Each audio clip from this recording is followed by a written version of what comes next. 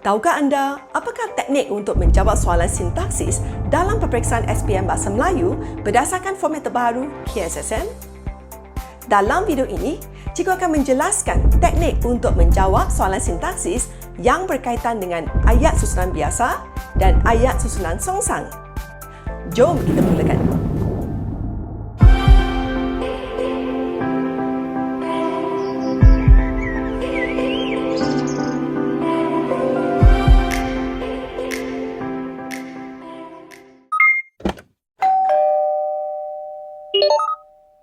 Hai, apa khabar semua? Selamat kembali ke channel Cikgu Shirley.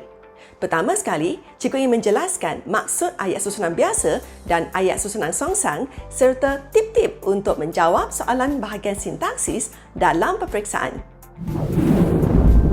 Apakah maksud ayat susunan biasa dan ayat susunan songsang? Ayat susunan biasa ialah ayat yang dimulai dengan subjek dan diikuti dengan predikat. Manakala ayat susunan songsang ialah ayat yang dimulai dengan predikat dan diikuti dengan subjek. Sekarang cikgu kongsikan tip-tip untuk menukar ayat susunan biasa ke ayat susunan songsang dan sebaliknya.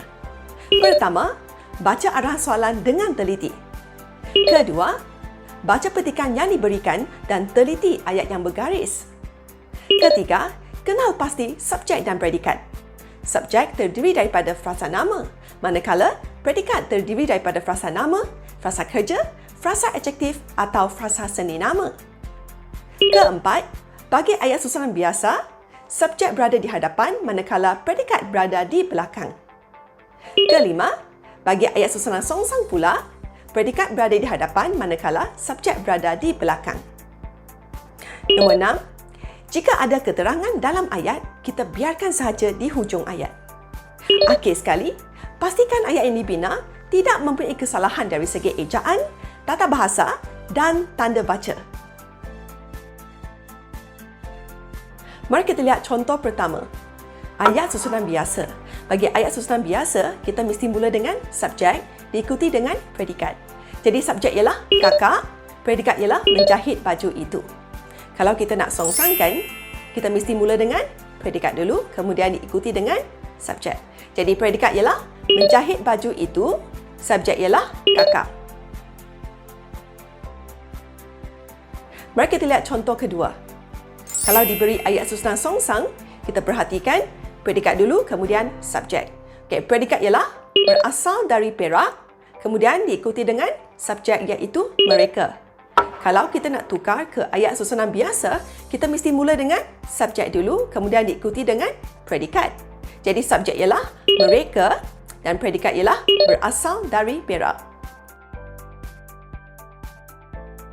Bagaimana pula jika ada keterangan? Mari kita lihat contoh ketiga. Ayat susunan biasa. Okay, Ali. Ali ialah subjek. Hidup senang lenang tanpa perlu bersusah payah.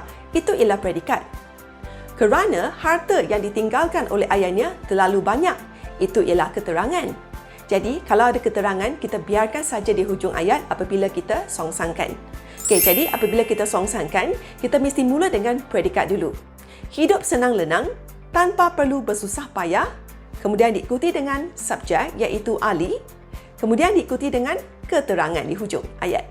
Kerana harta yang ditinggalkan oleh ayahnya terlalu banyak. Ya, jadi ingat, kalau ada keterangan, kita biarkan saja di hujung ayat. Mari kita lihat contoh soalan SPM 1 iaitu kertas percubaan SPM Kedah. Baca petikan di bawah dengan teliti.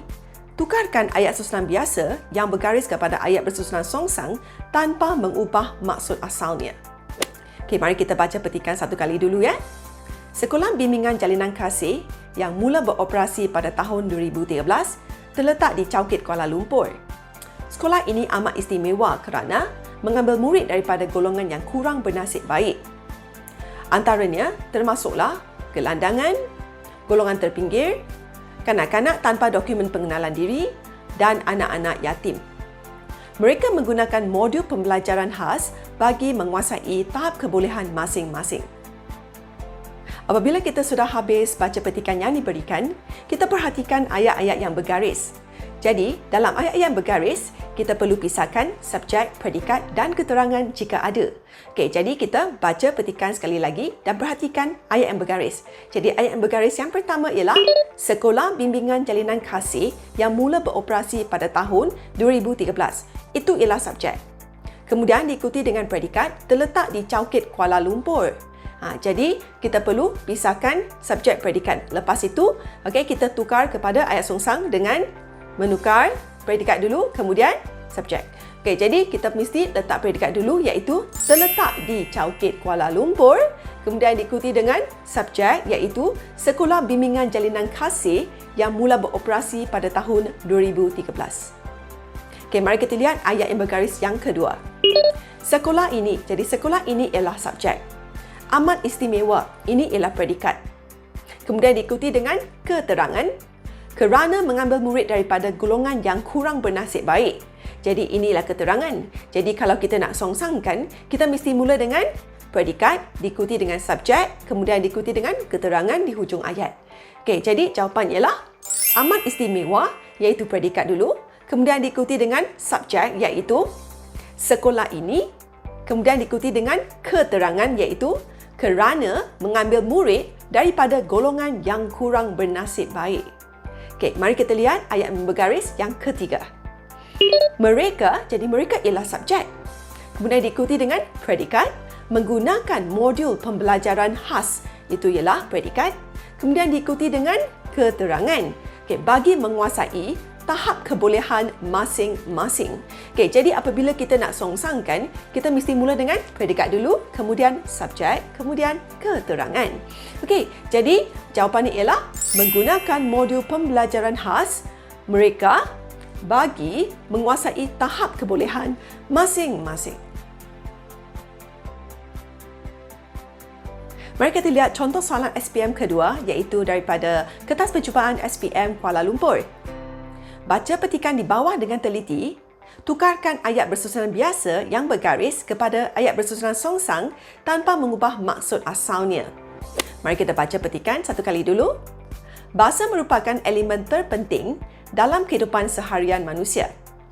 Bahasa berperanan sebagai medium komunikasi yang penting untuk menerima dan menyampaikan maklumat.